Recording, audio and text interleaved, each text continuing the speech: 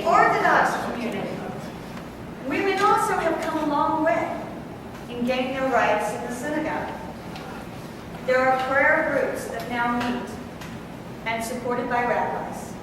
They get to meet, they study, they read Torah, they pray together.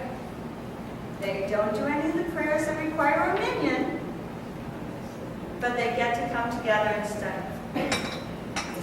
In 1997 and 1998, they had the first two international conferences of feminism and orthodoxy.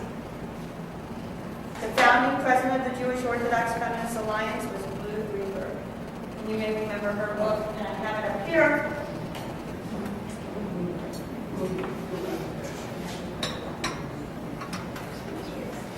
There are many good ones by her. Some like newer still, a Sophia. We now have Sophia. Women are now writing Torahs. The first Torah was commissioned by a woman and was written by a woman. Her name is Jen Taylor Friedman. And she became, because of this event, in 2007, the Ford listed her as one of the top 50 Jews in the United States. We also have changed the way we dress in the synagogue.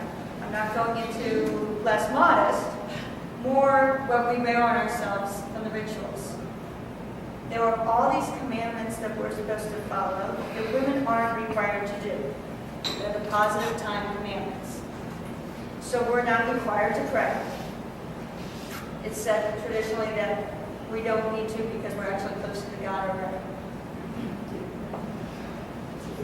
We don't have to wear kippah. We don't have to wear talit. We don't have to wear tefillin.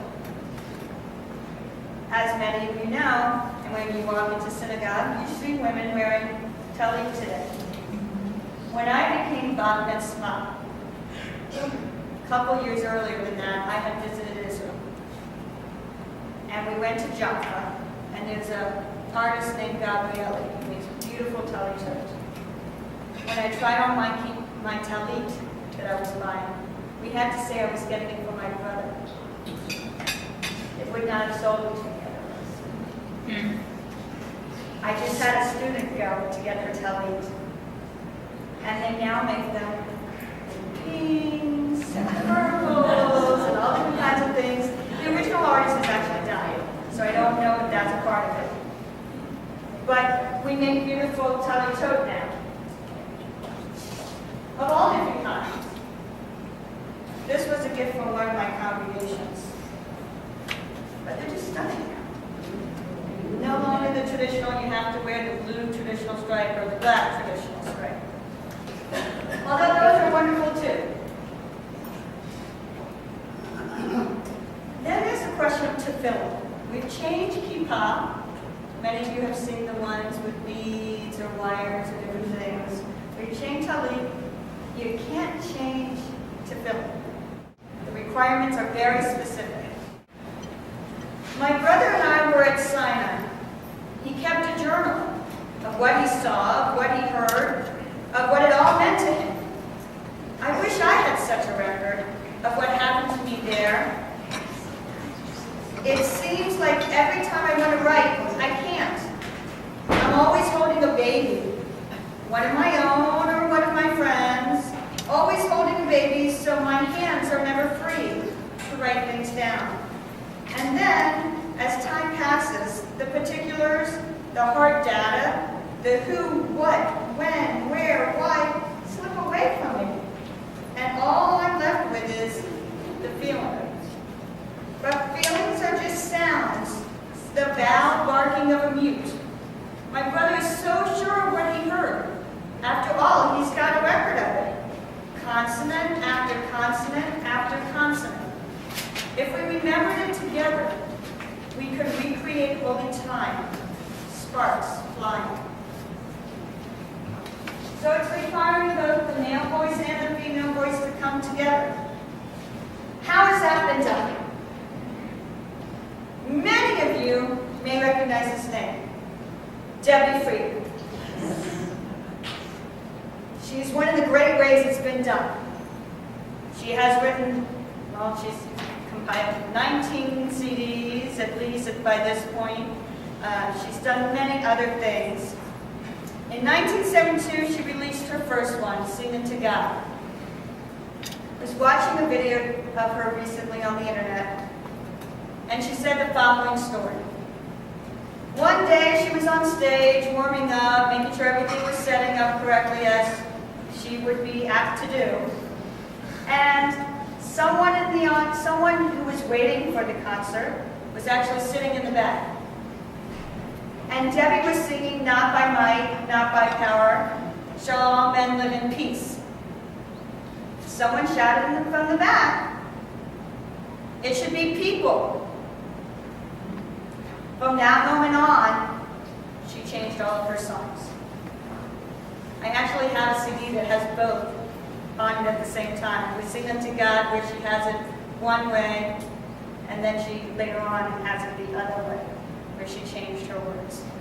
She said the following: ultimately, the voices of women, their sense of empowerment, can be born from song, which can form the core of political, spiritual, and economic transformation. The more our voices are heard in song, the more we become our lyrics, our prayers, and our convictions. In February of 1973, the first National Conference of Jewish Women occurred.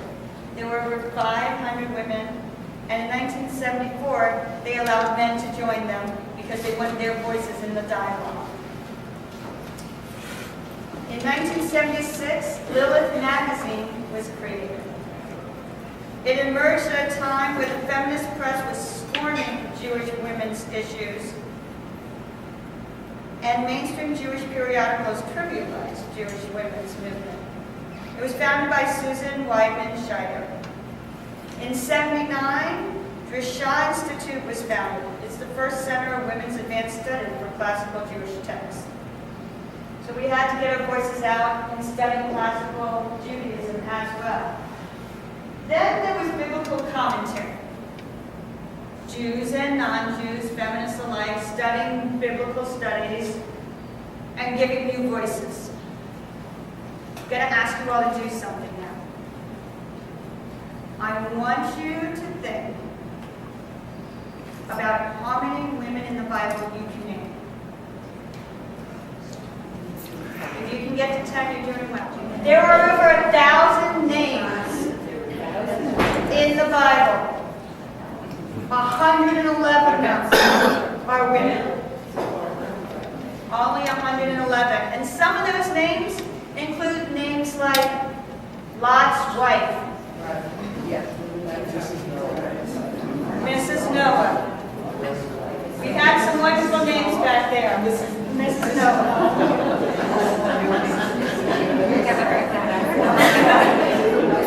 Part of what the biblical commentary, the feminist biblical commentary has done for us is pulled up those stories. It has given us the opportunity to start studying these women. Has given opportunities for people to make midrashim about these women and explore different things about them. There are now lovely books, and you'll see some later if you choose to look at them, that deal with finding that voice. But looking at all of the Torah, not just the women, but looking at everything from a different point of view. The Lord God formed Adam and Lilith from the dust of the ground and breathed into their nostrils the breath of life. Created from the same source, both having been formed from the ground, they were equal in all ways. Adam, being a man, didn't like this situation, and he looked for ways to change it. He said, "I'll have my figs now, Lilith," ordering her to wait on him, and he tried to leave to her the daily tasks of life in the garden. But Lilith wasn't one to take any nonsense. She picked herself up, uttered God's holy name, and flew away. "Well now, Lord," complained Adam, "that uppity woman you sent me has gone and deserted me.